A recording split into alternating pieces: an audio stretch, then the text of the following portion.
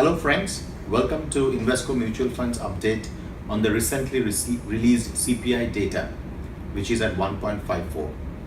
And what is interesting about this 1.54 is that it has seen a dramatic drop and it has moved below RBI's tolerance level of 2%.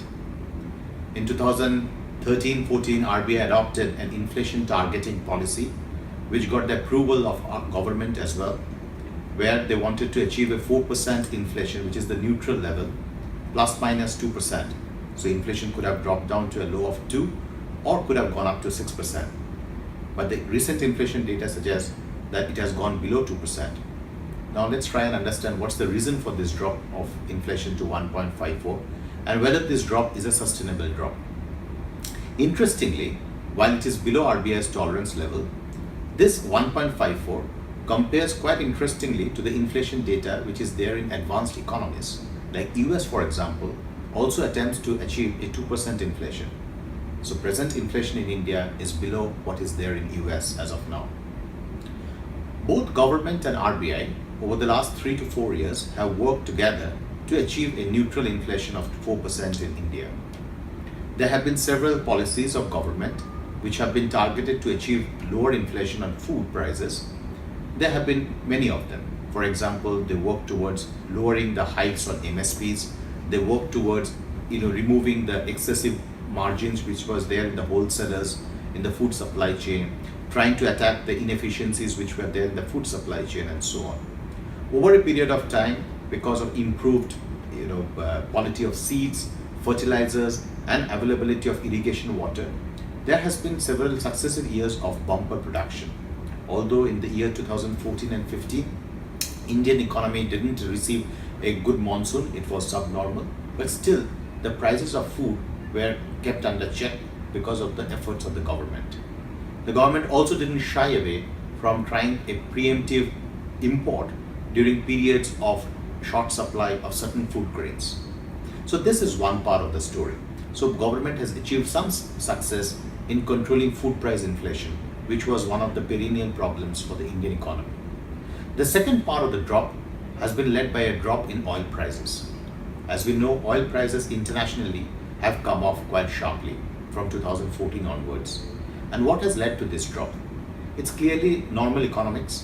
What it means is that the supply of oil in the international market is higher than the demand for oil. Although OPEC members have been trying to curtail the supply of oil and to pull up the prices to a certain extent, but still the supply of oil remains higher than the demand. Obviously, the prices will continue at this level, if not move lower. And more recently, we are seeing that several oil rigs in US, which had in between gone out of production, are once again starting to come back into production. What it means is that the newer technology is actually quite beneficial and it is helping, and it is a viable project at the current market prices. So our sense is that oil prices will continue to remain at these levels and the declining bias towards prices will continue.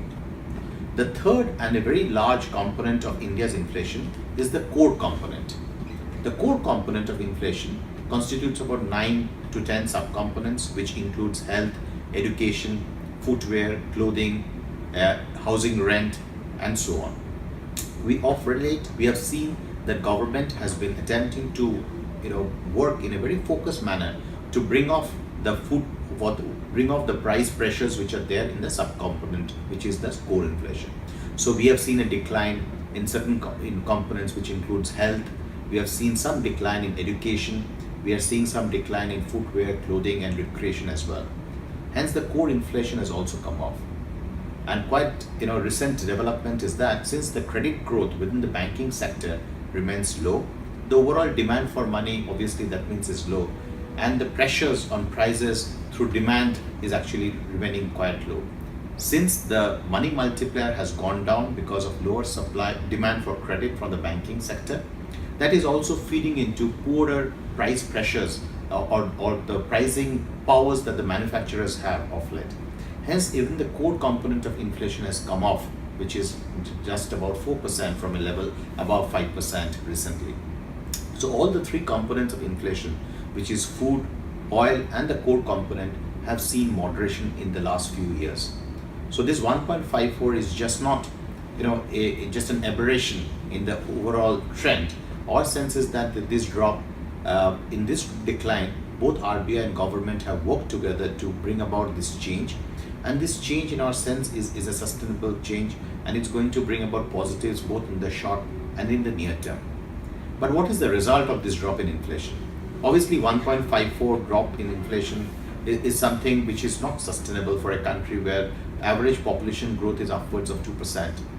So we feel that the inflation will come up from these levels. It will move up to a level closer to maybe 3.5, but it's not going to happen anytime soon because there is a sustained decline which is visible on food and oil prices in the recent months. Overall, in the year 2017, for the calendar year 2017, we expect the average headline inflation to be just between 3 to 3.5, which is approximately 150 basis points lower than 2016 average CPI for the whole year. The real interest rates are presently closer to 500 basis points, with the 10-year trading at around 6.5 and the inflation at around 1.5. 500 basis points quite just to be compared against an average of 100 basis points for the last 5 years. So our sense is that monetary policy tool will be used by RBI once again to address this drop in inflation and to bring about improvement in the domestic demand and to alter the high real interest rates which are there presently in the system. Overall, cumulatively, we expect at least a 50 to 75 basis points decline in the repo rate in the coming months by the end of the calendar year 2017. Higher HRA from the 7th Pay Commission recommendations and the passage of implementation of GST in the recent months will obviously be a risk to this view. But our sense is that the structural changes which has been brought about within the Indian economy, which has resulted in this big drop in inflation, will not be tilted much because of the higher HRA and the GST in the coming months. Thank you so much. Mutual fund investments are subject to market risks. Read all scheme-related documents carefully.